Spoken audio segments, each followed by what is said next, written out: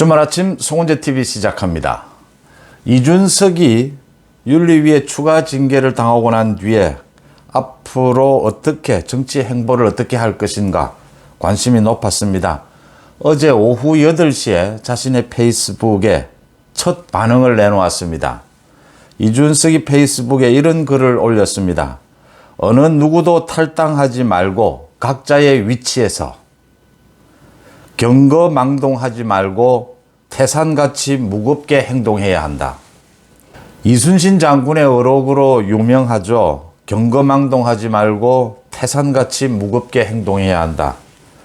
지금까지 자신이 얼마만큼 경거망동했는지, 얼마만큼 가볍게 움직였는지를 본인이 느꼈는지는 모르겠지만 어쨌든 이런 이야기를 하면서 어느 누구도 탈당하지 말고 각자의 위치에서 라고 했습니다.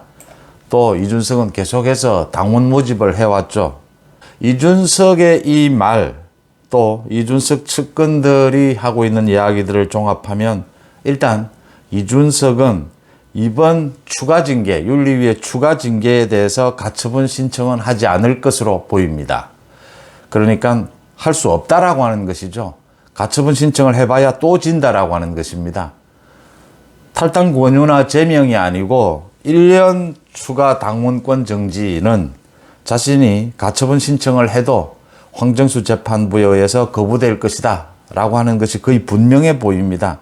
그러니까 이준석의 해당 행위에 대해서 윤리위가 가장 낮은 수위에 지금 징계를 했기 때문에 이게 가처분 신청을 해봐야 인용되지 않을 것이고, 또 가처분 신청을 하게 되면 거기에 따른 분란으로 인해서 추가 윤리위 징계를 당할 수도 있다. 이제는 제명이다 라고 하는 부분을 이준석이 잘 알고 있는 것이죠. 그래서 가처분 신청도 하지 않는다. 탈당하지 말고 자신도 당을 탈당하거나 이러지는 않는다. 당 내에서 계속해서 자신의 정치적 입지를 모색해 보겠다라는 뜻으로 읽힙니다. 그러니까 내년 전당대회입니다. 내년 초 전당대회에서 유승민, 김웅, 하태경 등과 함께 도전해 보겠다. 자신은 2선에서 지원하는 형태로 내년 전당대회를 노리겠다라는 뜻으로 읽힙니다. 이준석의 징계가 1년 6개월이 되면서 2024년 1월에 징계가 끝이 납니다. 그러면 2024년 4월에 열리는 총선에 나갈 수 있느냐 없느냐? 나갈 수도 있고 못 나갈 수도 있습니다. 정식적인 절차에 의하면은 나갈 수가 없습니다. 그러니까 훨씬 전에, 총선 훨씬 전에 공천을 작업을 마무리해야 하기 때문에 이준석의 경우에는 이제 책임 당원이 될 수가 없습니다.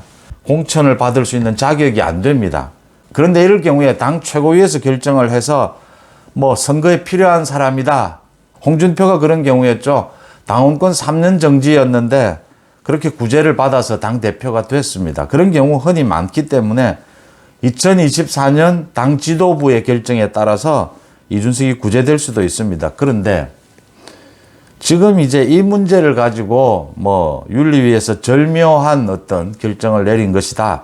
이준석에게 내년 초 전당대회는 나가지 못하지만 2024년 총선에는 나갈 수 있는, 공천은 줄 수 있는 길은 열어놓았지 않느냐. 자신이 하는 행동에 따라서 공천을 줄 수도 있다.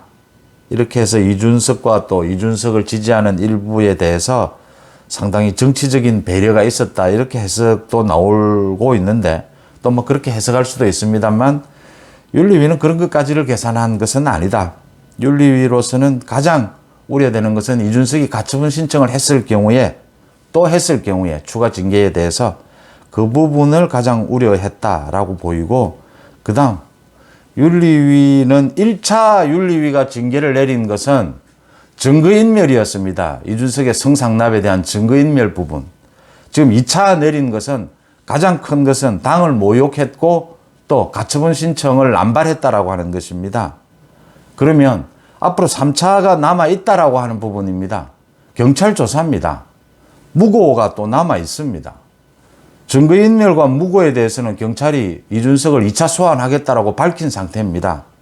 이 결과가 어떻게 되느냐에 따라서 이준석의 정치적 생명은 끝날 수도 있고 윤리위가 또 제명, 추가 징계를 할 수도 있습니다.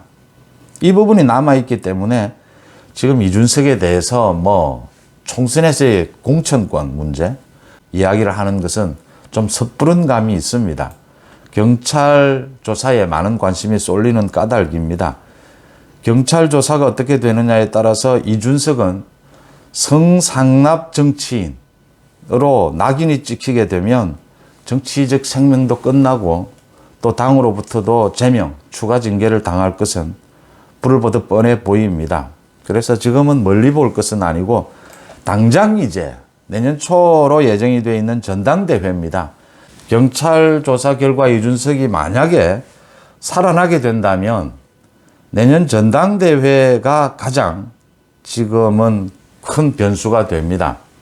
그러니까 지금으로서는 유승민입니다. 유승민을 중심으로 해서 이준석, 김웅, 하태경 이런 모두 뭉치게 된다면, 유승민으로 똘똘 뭉치게 된다면 전당대회에서 당권을 잡을 수도 있다. 이런 전략을 세우고 있는 것이죠. 이 선거는 언제나 이야기합니다. 구도 싸움이다. 이런 이야기를 하죠. 구도가 절반이 넘는다라는 것입니다. 뭐 인물도 있고 정책도 있지만 선거 구도가 어떻게 잡히느냐, 이게 가장 중요한 것입니다. 지금 보시면 유승민이 출마를 한다라고 가정을 하면 이준석의 지원, 김웅 등의 지원을 얻고 유승민이 출마를 한다, 전당대회에. 그렇다라고 보면 유승민의 반대쪽에는 지금 안철수나 김기현이 나와 있습니다. 나경원도 또 뭐 출마할 수가 있습니다.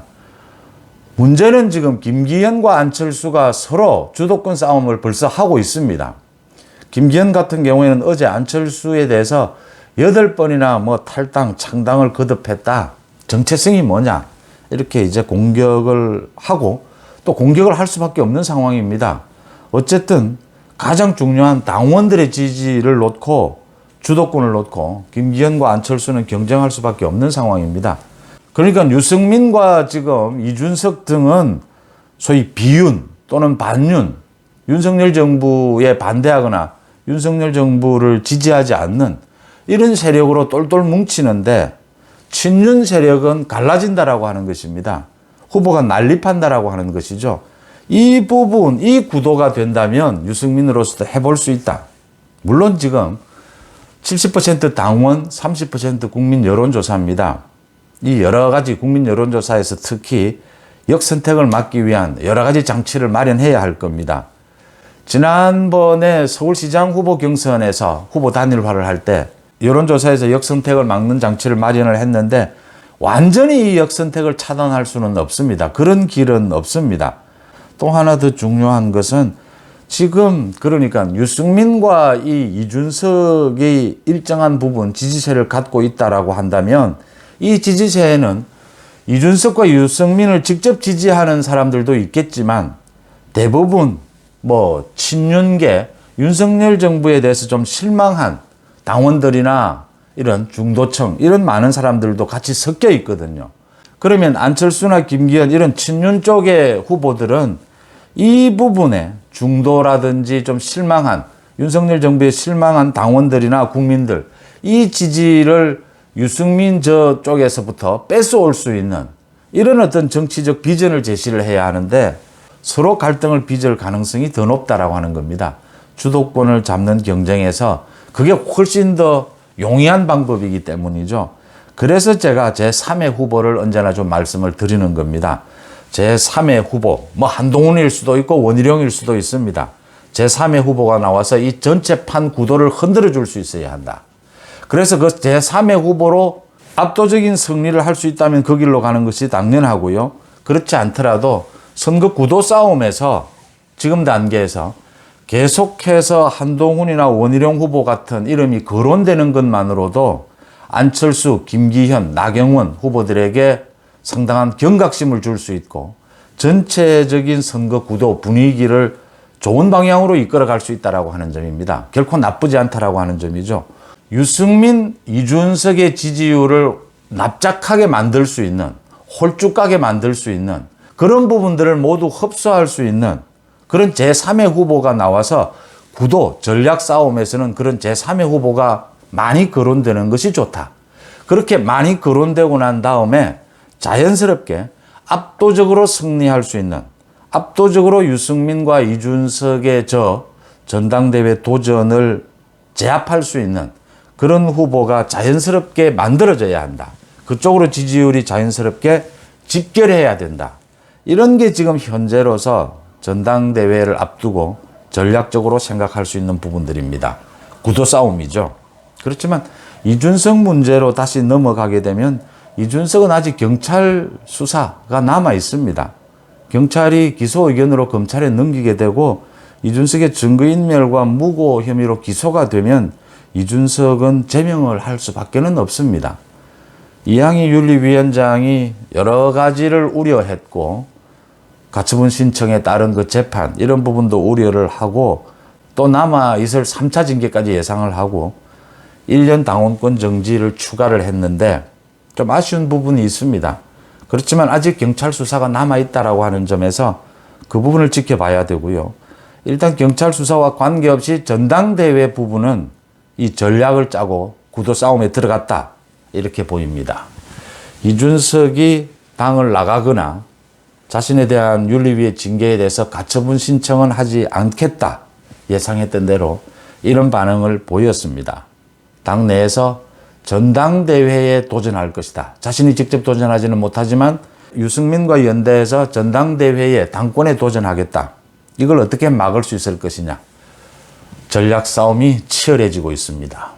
송은재 TV 마칩니다. 고맙습니다.